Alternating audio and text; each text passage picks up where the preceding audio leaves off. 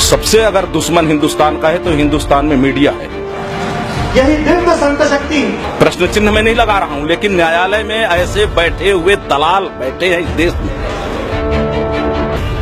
जजों के पीछे भी गुप्तचर चलते थे और जज अगर गलत जजमेंट देता है उसके लिए मृत्यु दंड था और सर्वस्व अपहरण का नियम था। ये कहने से काम नहीं चलेगा कि सत्य की पराजय नहीं होती। सत्य की तो पराजय क्या हत्या तक होती है। यहाँ पर स्वामी जी आज की हम बात करें, छत्तीसगढ़ की बात करें, संत की भूमिका की बात करें तो छत्तीसगढ़ के नक्सलाइट क्षेत्र में, आदिवासी क्षेत्रों में संत आसाराम जी बाबू ने कई सालों से वहाँ पर सेवा प्रकल्प चलाए, धर्मांतरण होने से रोका। तो क्या बोलेंगे? इसमें देखिए दो कटु सत्य हैं। एक तो इस देश का मीडिया हिंदुस्तान और हिंदुत्व का नंबर 1 का दुश्मन है, क्योंकि विदेशी पैसे से और विदेशी बड़े बड़े मेडलों से सम्मानित है और पोषित है। इसलिए हिंदुस्तान में वो विदेशी षड्यंत्र का सबसे बड़ा हथियार है। सबसे अगर दुश्मन हिंदुस्तान का है तो हिंदुस्तान में मीडिया है। मीडिया तो संतों को ऐसा दिखा देता है समाज के, ये इनको देखिए, मैं कहना नहीं चाहिए, मैं हिंदुस्तान के कानून का, संविधान का और न्यायपालिका का सम्मान करता हूं, लेकिन आसाराम को आज तक जमानत नहीं हो रही और जो निर्दोष, जो सड़क पर सोए हुए लोगों पर गाड़ी चढ़ा के हत्या कर दे, 13 साल केस चलता है, 14 साल केस चलता है, लेकिन जमानत मिलने में उसको 15 मिनट 13 मिनट भी नहीं लगता। ये न्यायालय है। प्रश्न चिन्ह में नहीं लगा रहा हूं, लेकिन न्यायालय में ऐसे बैठे हुए दलाल बैठे हैं इस देश में। वो किस लिए ऐसा हुआ, ये कोई प्रश्न पूछता है क्या? यह न्यायालय होने का अर्थ है?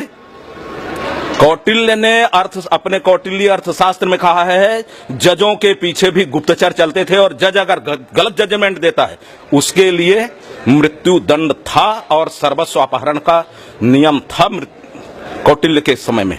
आज न्यायालय इतना स्वतंत्र हो जाए, मीडिया इतना स्वतंत्र हो जाए, इस देश के न्यायालय पर मीडिया प्रश्न चिन्ह उठा सकता है, नेताओं पर उठा तक सब पर उठा सकता है प्रश्न चिन्ह। मीडिया आज इतना निर्वस्त्र नंगा नाच रहा है हिंदुस्तान में कि जिसकी कोई सीमा नहीं है। एकदम बिल्कुल संत समाज किसी पर भी आरोप लगा सकता है, न्यायालय पर लगा दे, राष्ट्रपति पर लगा दे, प्रधानमंत्री पर लगा ले। देश की जो हमारी सर्वोच्च सत्ता धर्म सत्ता है, राज सत्ता हमारी सर्वोच्च नहीं है, उस पर प्रश्न चिन्ह लगाए। मीडिया को कोई प्रश्न पूछने वाला नहीं, आपने ऐसा क्यों किया? तो ये गैर जिम्मेदार और विदेशी षड्यंत्र पर, विदेशी ताकत पर, विदेशी मलाई चाट के ये इतना मोटा ताजा हो गया है, हिंदुस्तान के ऊपर कुछ भी कर दे। पीछे तो बहुत बड़ा षड्यंत्र है, लेकिन संत और समाज सेतु होते हैं एक दूसरे के। आप समाज को इस समय क्या बोलना चाहेंगे? इस समय समाज को मैं ये बोलना चाहूंगा, आज हमको सबसे ज्यादा आवश्यकता है सत्य को सामने लाने। कहते हैं सत्य पराजित नहीं होता, ऐसा कहते हैं, है ना? लेकिन सत्य की हत्या होती है। युधिष्ठिर के साथ, पांडवों के साथ जब अन्याय हुआ और राजा धृतराष्ट्र इस चीज को जान रहे हैं कि युधिष्ठिर के साथ अन्याय हो रहा और अन्याय करने वाले कोई नहीं, उनके पुत्र हैं और उनकी सहमति से हो रहा, उस समय विदुर ने कहा था, राजन आप इस अन्याय अत्याचार को रोकिए, क्योंकि जो कुछ हो रहा है आपकी जानकारी में हो रहा, और जो सत्य की रक्षा नहीं करता वो सत्य के साथ स्वयं भी नष्ट हो जाता है। इसलिए सत्य की रक्षा करना पड़ता है। ये कहने से काम नहीं चलेगा कि सत्य की पराजय नहीं होती।